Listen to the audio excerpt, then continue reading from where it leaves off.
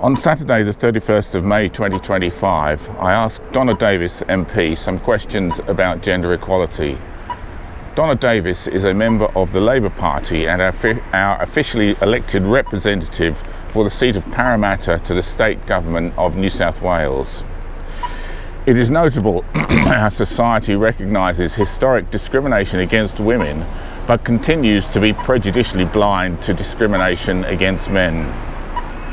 On the night the Titanic sank, the men on board were culturally expected to accept the lives of women were more important than men. This expectation was enforced at gunpoint by the ship's crew. On one side of the ship, men were allowed to embark the lifeboats if there were no women remaining. On the other side, they were not allowed to embark the lifeboats under any circumstance at all. This was not an isolated incident, but part of a widespread culture in which the safety and welfare of women was considered more important than the safety of men. The results of this prejudicial culture meant that men's lives were considered worthless in comparison to women.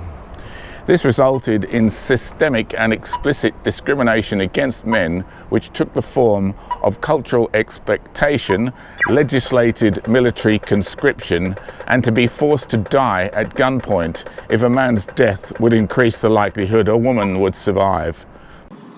All right, we'll start off and I'll see how I can go. Okay, so first of all, we just want to confirm that gender equality, you support the concept of gender equality.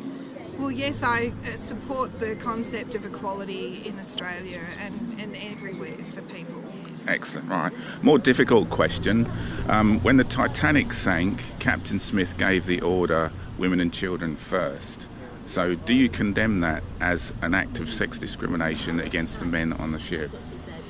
Whenever you are talking about things that happened historically, you've got to take it in context. I mean, we're talking about a time many years ago, so I couldn't make a decision on what was happened the Titanic in the 1930s or 20s. All right, well, perhaps a more recent and relative question. Donna Davis had only just finished explaining how she supported the concept of equality for everyone. Just a few moments later, she failed to condemn the ultimate and most explicit act of discrimination against men, claiming the question was from a different era. Those who claim to support all forms of equality must also condemn all forms of discrimination. The principle of equality will always be a simple concept based on a timeless and self-evident truth.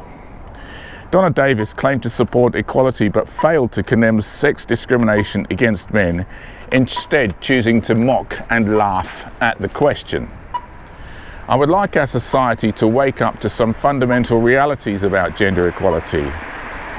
We have been led on the issue by feminist ideologues who have used the issue of gender equality to pursue self-interest for women, feminist ideologues who never did care what was fair and equal to men.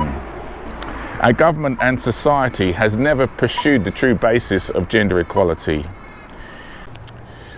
Men are the only remaining demographic for whom equality does not apply. Our society continues to legislate systemic discrimination, injustice, and the persecution of men. The exposure of sex discrimination against men is met with denial, refusal, and a wall of silence. The only message our politicians will listen to is a message at the ballot box which they cannot ignore. The time to break through the wall of silence is a century overdue. Do not vote for these people until they represent the issue of equality for men.